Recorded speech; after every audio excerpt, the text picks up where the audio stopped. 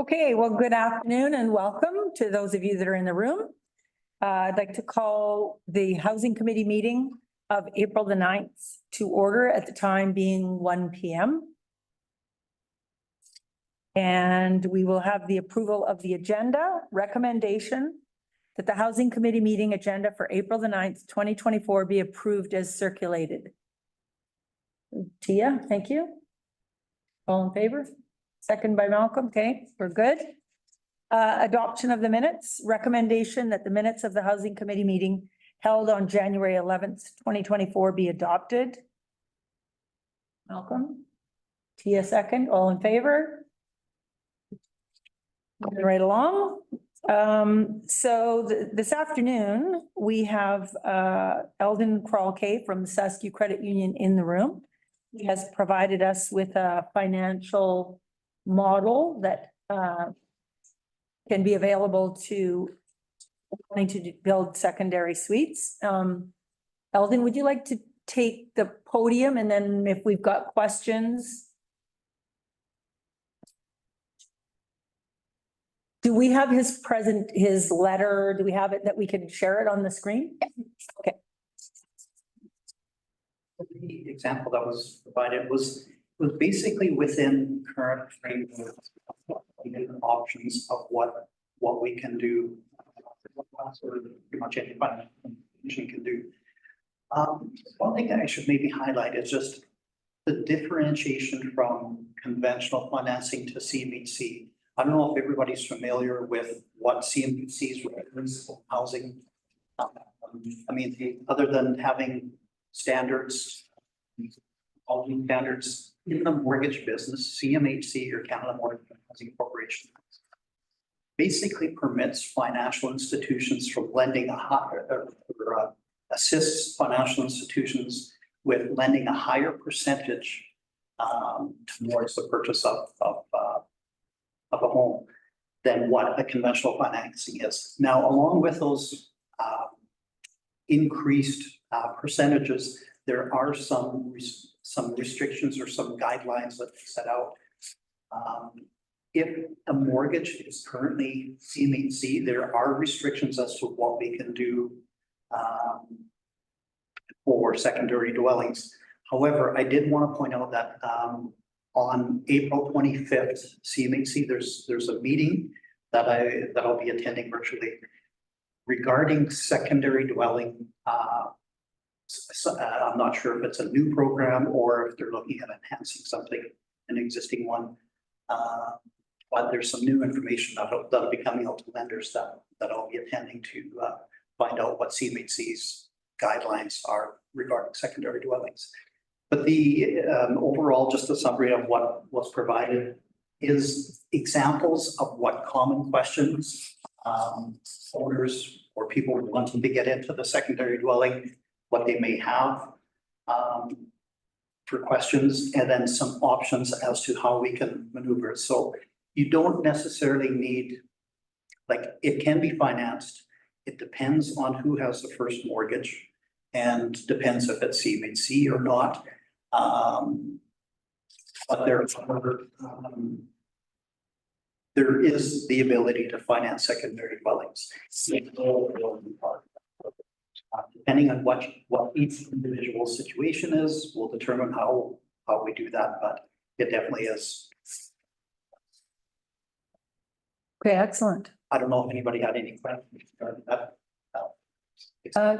Tia? Through the chair. I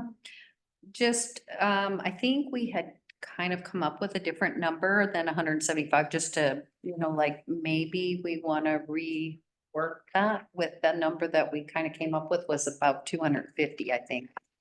For secondary dwelling. Yes. Secondary.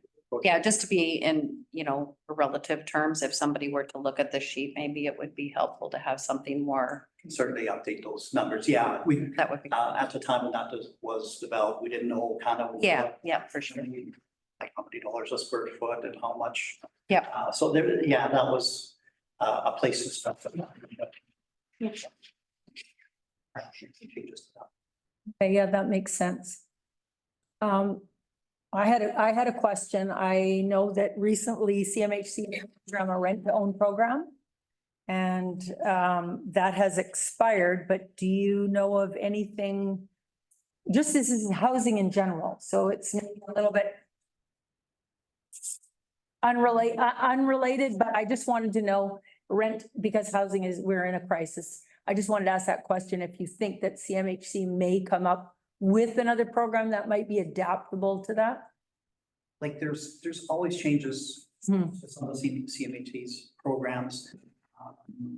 Not that long ago, within the last few weeks, in a conversation with another manager, they had heard something that CMHC was kind of loosening up some of their guidelines, and I wasn't, Mhm. I don't know all the specifics on that, but there is a series of meetings that they're scheduling right now, kind of throughout the month of April. And I'm attending a couple that would pertain to ones that we've talked with. So I don't know a new one of something that Yeah. help first-time home buyers. CMHC will permit us to lend 95% financing. So you can, there's that program is always on the table. So with 5% down, you can get into a home. That program is still very much alive and it's used. The rent to own, I know they have some stipulations of how much you pay in rent and a portion of that going towards a purchase price. But yeah, I haven't really heard much outside of Okay. Yes, Malcolm? Yeah, thank you. Yeah, this is very helpful. Thanks for this one pager. T had a good point to maybe have an example with 250. The provincial government also has an infill policy, and this is one of the tools that we're recommending to council is the infill policy. And this helps towards it. I wonder if it'd be helpful to have a little blurb on this page or in the back of this outlining the provincial's incentives for infill, because they can be layered, can't they? Probably so. I guess we would have to know. Layered or stacked or whatever you want. Yeah, probably so. We would need to know more details on what those programs are. Like there's a lot of, I don't know what you want to call it, creativity that we can do as long as we aren't going outside of any, restrictions, regulations, guidelines, policies or whatnot. How we structure things are pretty flexible. Like we can make things, we can be pretty creative as to how to make things work. We just need a real clear understanding of what the situation is and how, and the biggest thing is ensuring that it's affordable for the person and that they have some equity into the project. But yeah, if it's a matter of layering, if there's some programs, because I know there were some programs that the government was offering where they would, I believe, provide some of the down payment. I think there was, if I may, Yes, go ahead. I think there was a 50,000 That's non-refundable, non-repayable construction loan or something. right. I don't know if it was the one that I'm thinking of. I don't know if it was a construction loan, but I believe it was to do with if you borrow from the government, they take part ownership of your property, and they only need to get paid back when you sell the property. So if your value goes up and their limited share, buy a property for 500 now, you sell it down the road for 600,000, their interest in that property will go up accordingly. However, if you sell it for 400,000, their interest is, they will take a loss just as you would. I don't know if that program is still available. No, it's not. Sean? No, yeah, through the chair. Yeah, no, they just actually canceled it because they weren't getting a lot of action on it because there was a threshold, I think it was $365,000 was that threshold of a buying spot. And of course, and it couldn't be a townhome, it had to be property like land with a house on it. So yeah, I was actually just reading it, but they just canceled it because nobody, you can't get a house for $365,000.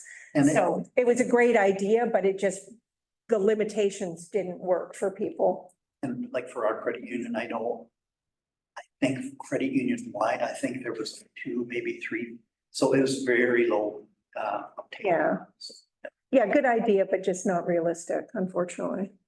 Well, it was nice to see in here that they can use the rent from the secondary suite as leverage for borrowing. Like that isn't, that's something that's newer than when I bought my first house. You can't use 100% of the No. rent. We can definitely use the rent as for servicing the debt on that. That's excellent. Any more questions?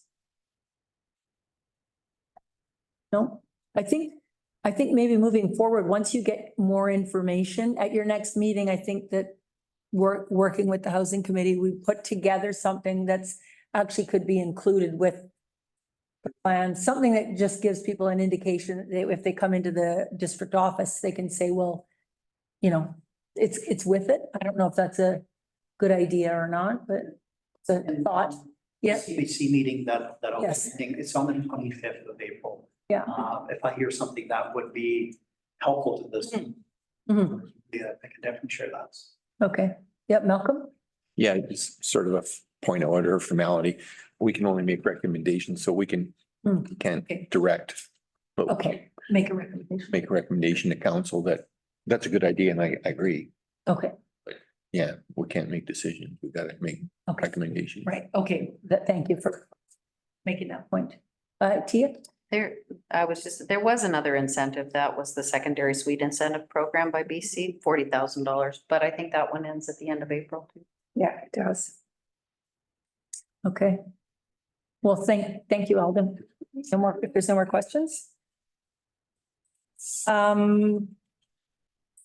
So under new business, the secondary dwelling plan survey results came in, and I think everybody's got a copy of that. So it looks like 5 participants, or do you want to speak to this? Sarah? Just for anyone listening? Yeah, through the chair. So I just wanted to note that we also have Mike from Housing and Ari from McDermott here as well to speak with the committee about the survey results.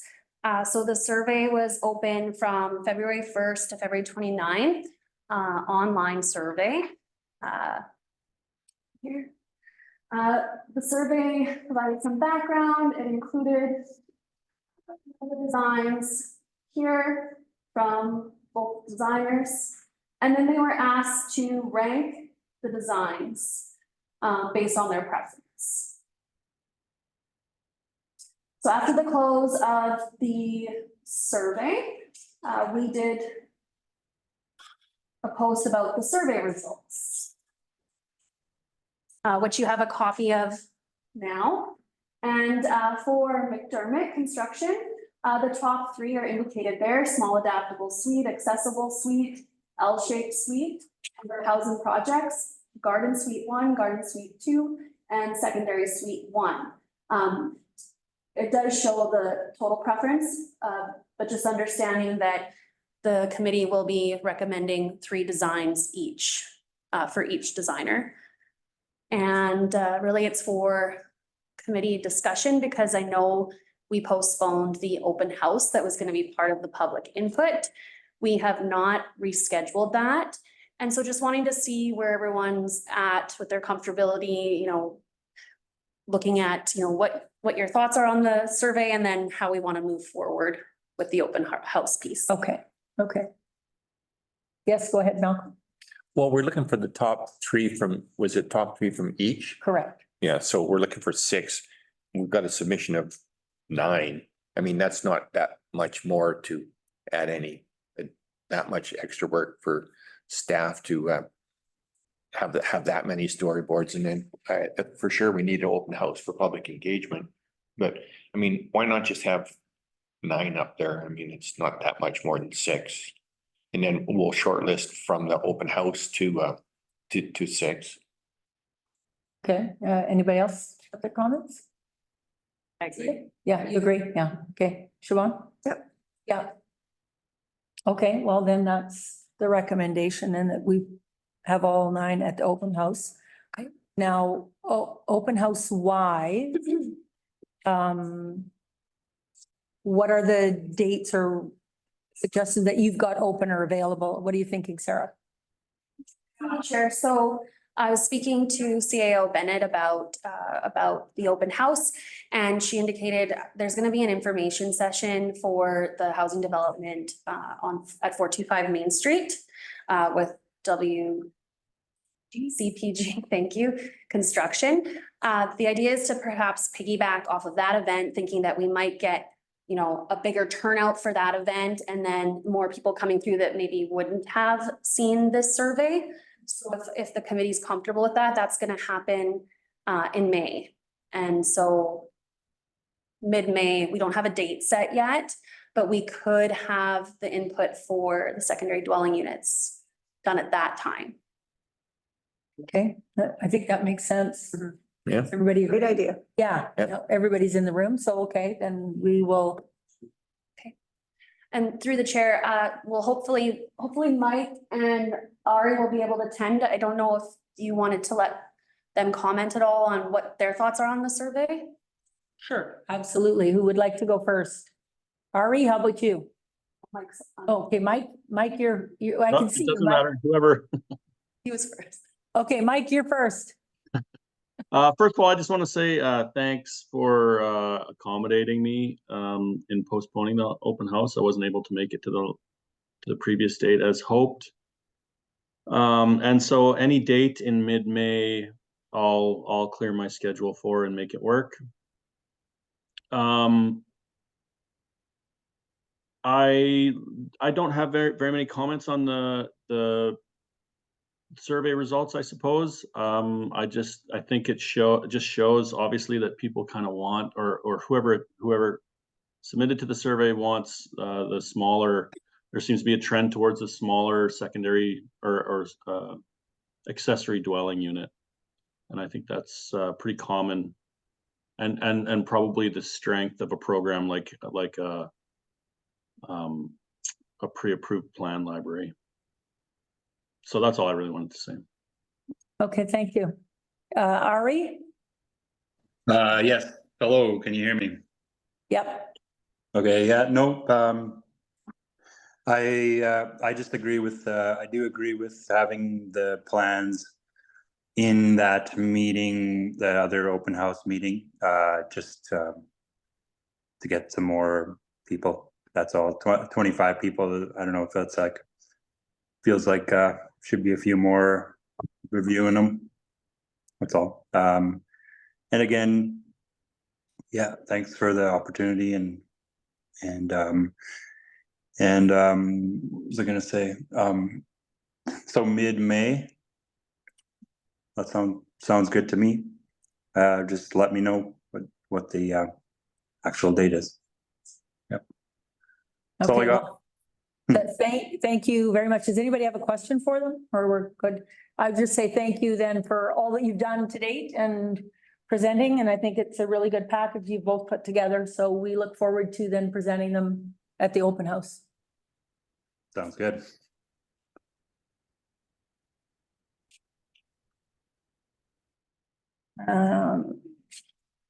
So, I had a quick question. yeah, Malcolm? So, thank you. So when folks go to pick up a pre-approved plan at the library, or not at a pre-plan library at the front desk, could they also pick up, a one-page letter from the credit union outlining how they could finance it as part of that whole package? Yeah. Yeah. Is that the idea? Yeah, that was the idea of what I suggested. So Okay. let's make that recommendation. Oh. Yeah. So Through the chair, sorry, staff, we had already spoken, Eldon and I, about having it up on the website even before Okay. the packages are ready. Just useful information to have on our secondary dwelling unit webpage, because we have information about that incentive program and this is a local option. And I know Eldon, let me know if I'm wrong, but you had expressed some interest to attend the open house as well and to have some information available at that event. So that would be helpful. Great. Malcolm? So, thank you. So just part of the process again, the procedures and stuff. So we kick that up to council and then council. We would need council approval before we go public on the webpage, I would think, no? Just curious. Don't want to upset anybody. Yeah, no, through the chair, that was a staff decision. You know, Kelly doesn't have any concerns with it. It's communications through Okay. services, so we can definitely, Just asking. yeah, no.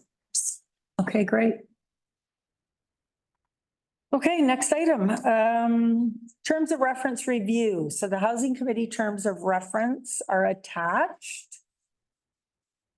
And has everybody reviewed them prior to the meeting? Basically, we are a standing committee established by the mayor, and from time to time, we've had a schedule, and it was the original. Do you want to explain this maybe instead of me? Or okay, I'll keep going. So it was a 2-year term, and that 2 years is up in April this year. And so in conversation, you know, we are close to completing, I think, our main purpose, which was to bring this together and get it to council, and then council makes the decisions. So moving forward, we don't need to have regular meetings. I don't know if the mayor wants to just continue with the same committee. That would be up to her to say, maybe we just meet on an as-is basis. It may only be twice a year, right? Moving forward, once this is gone, and I don't know if she would want to put in a whole new committee either. So that would be something for her to decide. What are your thoughts moving forward, Siobhan? Sorry, I've got information through the chair. So just as I've been on here since the beginning, Sycamoose Estates Boys for Toys has 40 units coming up. We've got the senior center coming up with the 36 units, right? We've got 55 units going in front of them, which will be market value. There is a new place up on Temple that a gentleman is looking at putting in. It's coming to not our next meeting, but I think the one after that, to planning, which will be 60 to 70 units. And the Trouton property is talking about adding 40 more units. So this is up to 231 units, and 131 of those are pretty much guaranteed. So I just want to give a little kudos. That's planning, that's staff in Sycamoose, that's the housing committee, that's the seniors.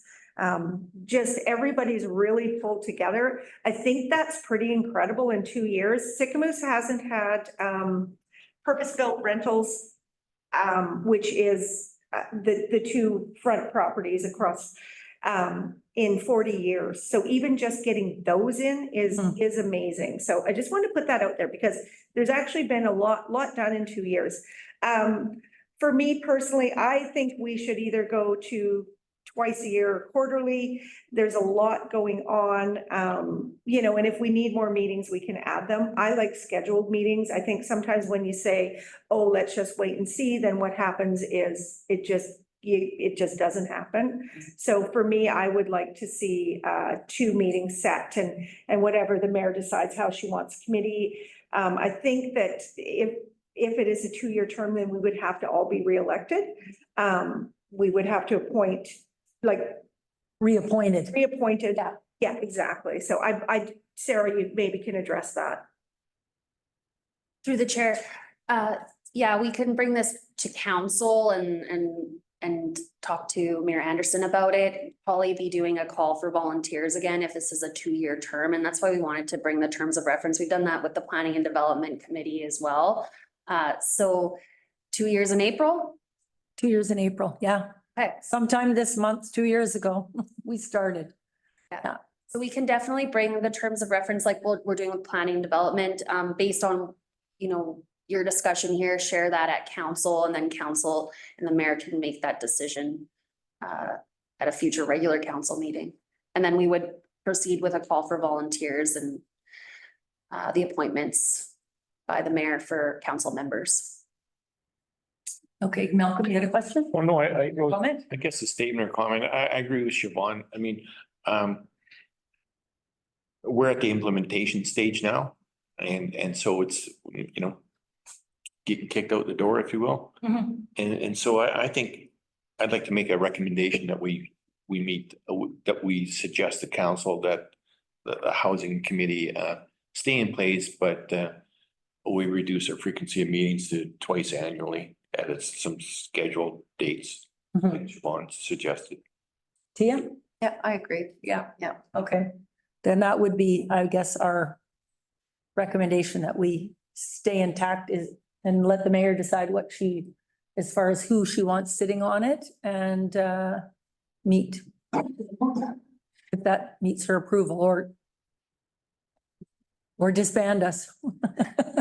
Through the chair, just for recording, Councillor McCabe, could you repeat the motion?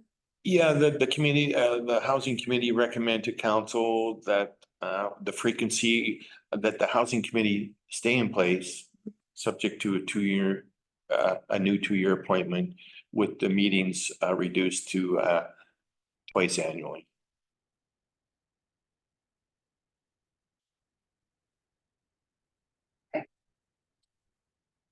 That makes sense? The chair, so Councillor McCabe has moved it, seconded by Tia, all in favor? Cool. Okay, now we also have the Residential Tenancy Act. There was a news release for protection for renters, parents, landlords, and families. And I don't have an attachment for that. Can you pull that up? Through the chair, Nicole Hansen, our development space manager, was going to speak to this. Through the chair. So we get a lot of notifications from the province and I figure it's always worth sharing. A little bit housing related. I know that council had written a letter regarding stronger Residential Tenancy Act. I guess provisions for landlords. And so just a quick overview of what this announcement is regarding. So it's an update around the Residential Tenancy Act and the Manufactured Home Park Tenancy Act. And I'll just list off some of the changes that are proposed and then if you want to discuss. So they include protecting people from bad faith and eviction, eliminating rent increases when a child is added to a household, resolving rental disputes faster, which we've heard about before, allowing for more flexibility in addressing cases where there's problematic tenancy, and prescribing more clear guidelines for ending tenancy with a justified cause, increasing the amount of notice a landlord must give a tenant when ending a tenancy for personal occupancy, increasing the amount of time a landlord must occupy a rental unit after ending a tenancy for personal occupancy from 6 months to 12 months. A couple more, increasing the amount of time a tenant has to dispute a notice to end tenancy from 15 days to 30 days. Prohibiting evictions for personal use in purpose-built rental buildings with 5 or more units. And prohibiting eviction for the conversion of rental units, like non-residential uses. I thought that was interesting to share.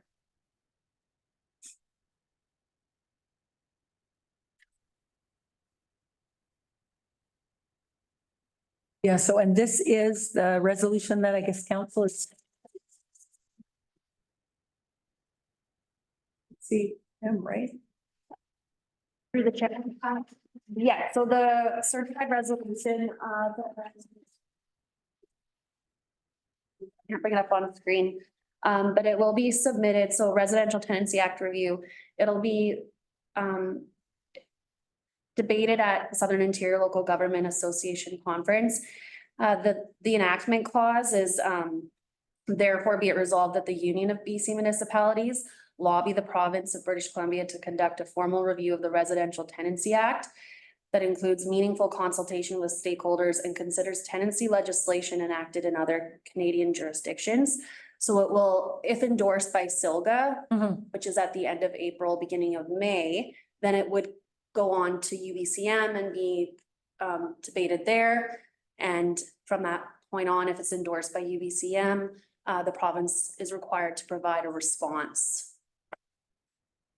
Well, it's nice to see that there's movement, right? So I think that the last time that you said you were meeting with Ebby, Siobhan, that originally had said no movement. So I was really happy to see this, that at least there's something going on. Yeah, and through the chair, they actually have, like, they've decreased the wait time by 50% already, so they put more people in offices. So that landlords and not waiting 12 months. So it's kind of now about 3 to 6 months, which is a long time if you're not getting rent, or a long time if you're worried that you're getting kicked out. But at least like they are actually taking it seriously now. Excellent. Any other comments on that? No? Malcolm? No? Okay, well, that's good. That's a great move. I'm happy to hear about that. Public input. Anybody online?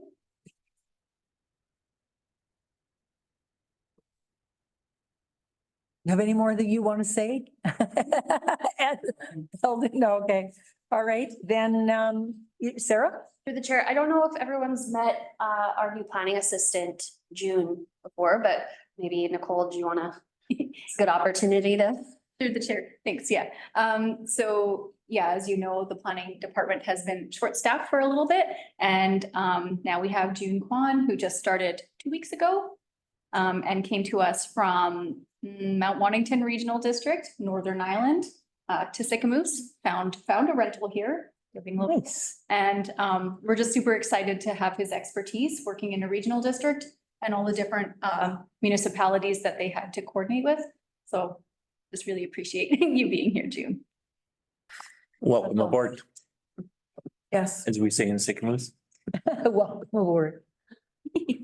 Okay, well, thank you to staff for everything that you've done for today's meeting, and we'll now recommendation that the Housing Committee meeting for April the 9th, 2024 be adjourned, the time being 1:38. The first or in a second. First or, yay, Siobhan? Malcolm? All in favor? I think we're on a really good path. That's a short court. Fast, that's what I've ever been in. Yeah. Everything's working. It's nice. It's like, yeah.